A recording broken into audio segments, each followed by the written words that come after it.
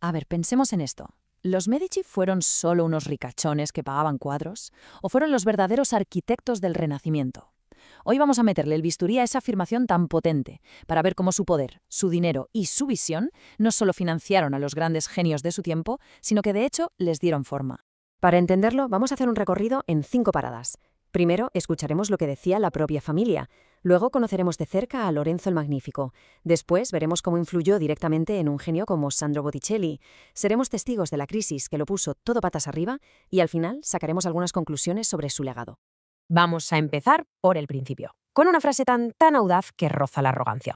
Ojo, que esto no lo dice un historiador, son palabras de un descendiente directo de la familia dichas hoy en día. No dice hemos apoyado o hemos financiado, no, dice hemos inventado. Es una declaración de intenciones en toda regla que nos obliga a preguntarnos, ¿pero de verdad tienen razón?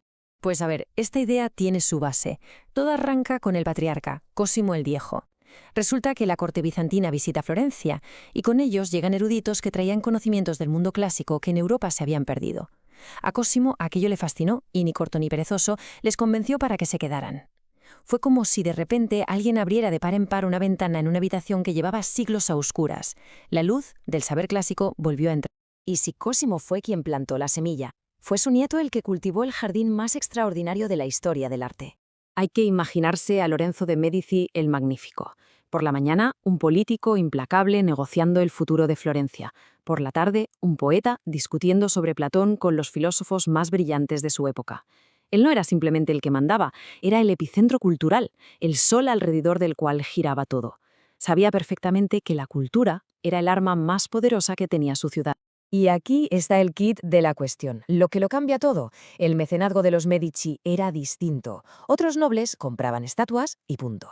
Los Medici fabricaban a los genios que las iban a crear, identificaban a un chaval con talento, le pagaban la formación y luego le encargaban obras que eran, en el fondo, una campaña de marketing brutal para vender la gloria de Florencia al mundo. Vale, esto suena muy bien en la teoría, pero ¿cómo funcionaba en la práctica? Pues vamos a verlo con uno de los artistas más icónicos de la corte de Lorenzo, Sandro Botticelli. Miremos bien esta obra. A primera vista, pues una escena de la Biblia. Pero si nos acercamos, sorpresa, esos Reyes Magos son los Medici. Es una genialidad propagandística. El mensaje es claro, no solo somos los jefes de Florencia, somos los que guiamos a esta ciudad hacia lo divino. Casi nada. Pero la cosa iba mucho más allá de los retratos. El arte de la época estaba impregnado de filosofía neoplatónica. La idea, dicha de forma sencilla pero que era revolucionaria, es que al contemplar una belleza perfecta en un cuadro como la de una Venus, el alma se eleva, se purifica y se acerca un poquito más a la belleza divina, o sea, a Dios. El arte era un puente entre lo terrenal y lo celestial. Y la primavera es un ejemplo perfecto de esto. No es solo un cuadro bonito para decorar una pared, es un poema visual. Cada figura, cada planta, tiene un significado oculto. Es como un acertijo, que solo la élite intelectual que rodeaba a Lorenzo podía descifrar del todo. Un arte para iniciados, vamos. Y aquí llegamos a la cumbre. Hoy vemos esta imagen hasta en tazas de café, pero en su momento esto fue una bomba. Un desnudo femenino de este tamaño, sin ninguna excusa religiosa, era simplemente impensable. Era Lorenzo diciéndole al mundo, hemos recuperado la gloria de la antigua Roma y no vamos a pedirle permiso a nadie para demostrarlo. Pero esta utopía de belleza y humanismo tenía fecha de caducidad. La muerte de Lorenzo el Magnífico fue el detonante de una crisis brutal que cambió Florencia y su arte para siempre. Y de repente el castillo de naipes se derrumbó. Fijaos en las fechas, es que es una locura. En apenas 6 años, Florencia pasa de ser la capital mundial del arte a una teocracia donde se queman cuadros en la plaza pública. Es una caída en picado.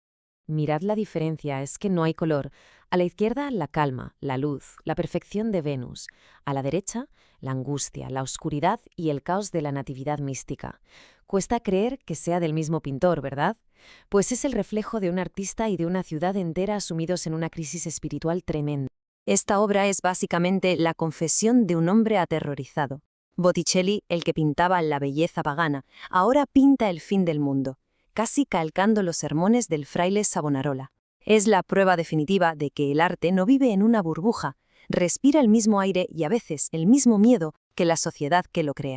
Y esto nos lleva de vuelta a la tesis del principio. Sin ese ecosistema de libertad, de protección y de ideas que creó Lorenzo, el genio de Botticelli tomó un camino completamente distinto. El mecenas no solo paga la obra, crea el mundo en el que esa obra es posible o imposible. Y esto nos lleva a la última parte de nuestro análisis.